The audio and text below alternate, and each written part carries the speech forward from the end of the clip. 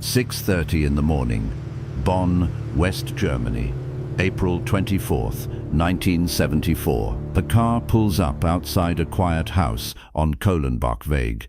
Nobody speaks.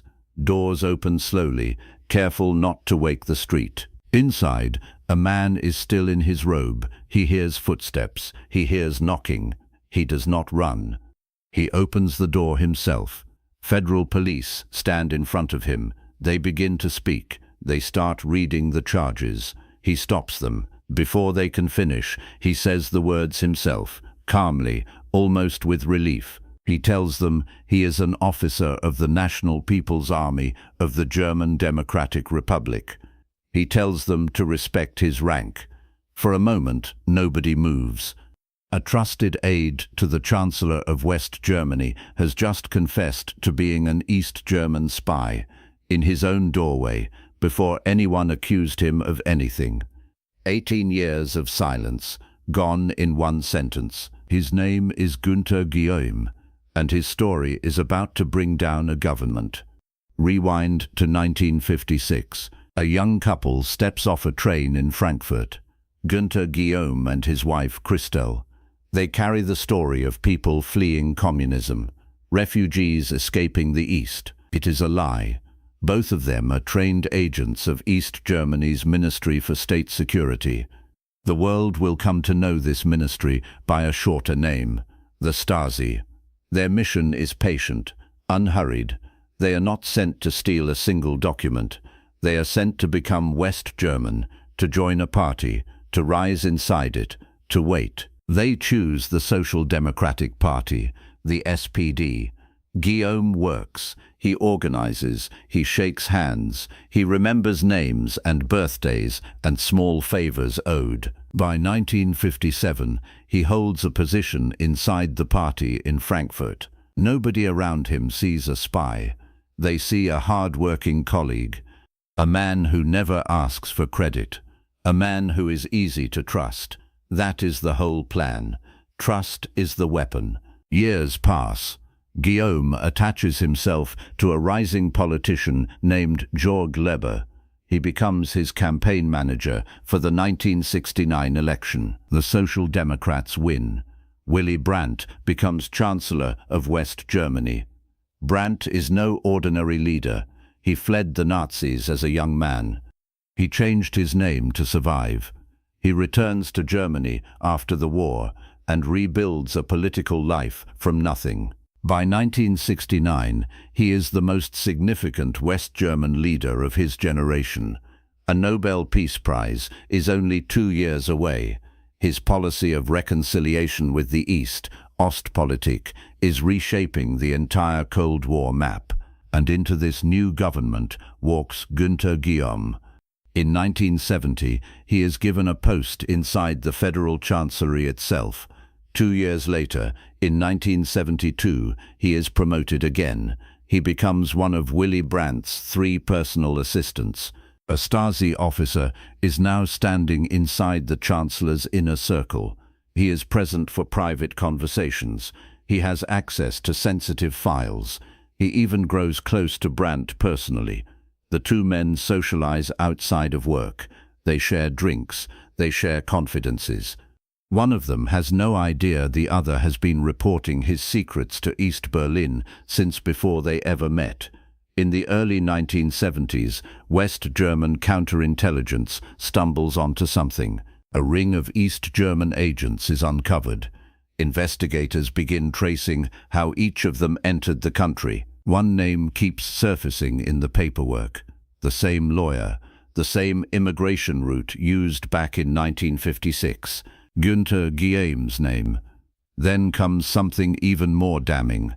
West German intelligence has been intercepting East German radio transmissions for years, coded messages sent to agents in the field. 2 of those messages stand out. One, from 1956, appears to wish somebody a happy birthday. Another, from 1973, appears to congratulate somebody on the birth of a son. The dates match Guillaume's life almost exactly. By May 1973, suspicion is serious enough that officials bring it to Brandt himself. They tell the Chancellor his own assistant may be a Stasi spy. And here is where the story turns almost unbelievable. Brandt is told to say nothing, to change nothing, to let Guillaume continue working close to him while the investigation quietly builds its case. Brandt agrees. He even takes his family vacation to Norway that summer, with Guillaume right beside him.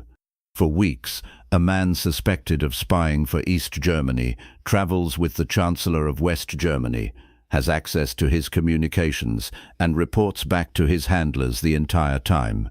It is a decision that will haunt Brandt for the rest of his life. By early 1974, the surveillance operation is far along. Investigators have watched Guillaume's movements, studied his contacts, built a case strong enough to act on. The evidence is no longer circumstantial, it is overwhelming. On the morning of April 24, 1974, the order finally comes. Officers move on the house on Kohlenbachweg, and there, in his doorway, Günter Guillaume ends nearly 2 decades of deception with a single sentence. He does not deny it, he does not beg, he simply confirms what the investigators already suspected and adds the one detail that stuns even them. He is not just an informant. He is a commissioned officer in the East German military intelligence structure. His wife, Christel, is arrested alongside him. She has been part of the operation from the very beginning. Word of the arrest moves through Bonn like a shockwave. The Chancellor of West Germany has been personally betrayed, and the entire country is about to find out how deep it went. The scandal detonates in the press within days. Opposition politicians demand answers. How did a Stasi officer end up inside the Chancellery? Who approved his access? Who knew and when? Brandt is forced to admit that he was warned in 1973 and chose to wait. The story grows heavier.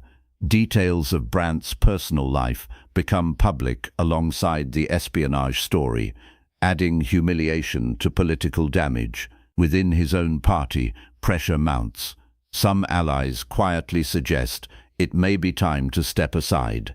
On May 6, 1974, Willy Brandt resigns as Chancellor of West Germany.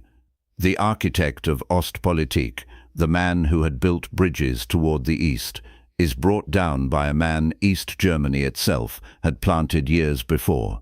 It is one of the strangest ironies of the entire Cold War. The very policy of trust and openness that Brandt championed is what gave a Stasi officer the room to stand at his side for 4 years. In December 1975, Günter Guillaume is sentenced to 13 years in prison for treason. Christel receives 8 years for her role. For 6 years, they remain in West German custody. 2 spies who gave everything for a mission that ultimately cost their target his office, but never revealed a single military secret worth a war. Then, in 1981, comes the final twist. As part of a prisoner exchange between East and West, Guillaume is released and sent back across the border he had left in 1956. He does not return in disgrace. He returns as a hero. East Germany celebrates him. He is awarded one of the state's highest honors. He goes on to train the next generation of Stasi officers. The man who spent 18 years pretending to be someone else is finally allowed, for the rest of his life, to be exactly who he always was.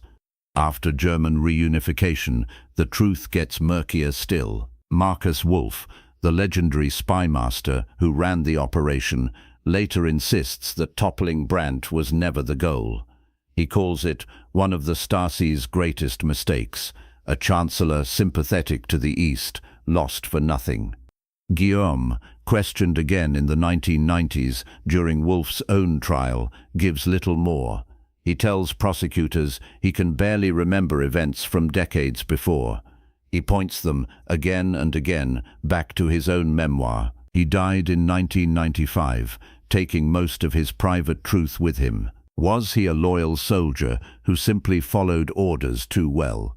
or a man who let a friendship become collateral damage in a war fought with patience instead of bullets. Nobody who was actually inside his head ever gave a full answer. What is certain is this: a quiet young man who walked off a train in Frankfurt in 1956, carrying a lie as his only luggage, ended up standing close enough to a Chancellor of West Germany to help end his career, without ever raising his voice, without ever firing a shot. Sometimes the most dangerous weapon in the Cold War wasn't a missile, it was patience. And somewhere in Bonn, in the early hours of an April morning, that patience finally ran out, in a doorway, in one sentence, from a man who chose to confess before anyone even asked. Stories like this one traveled across borders the way secrets once did, moving quietly from one side of a divided world to the other. If you're listening tonight, drop a comment and tell us what part of the world this story reached you from.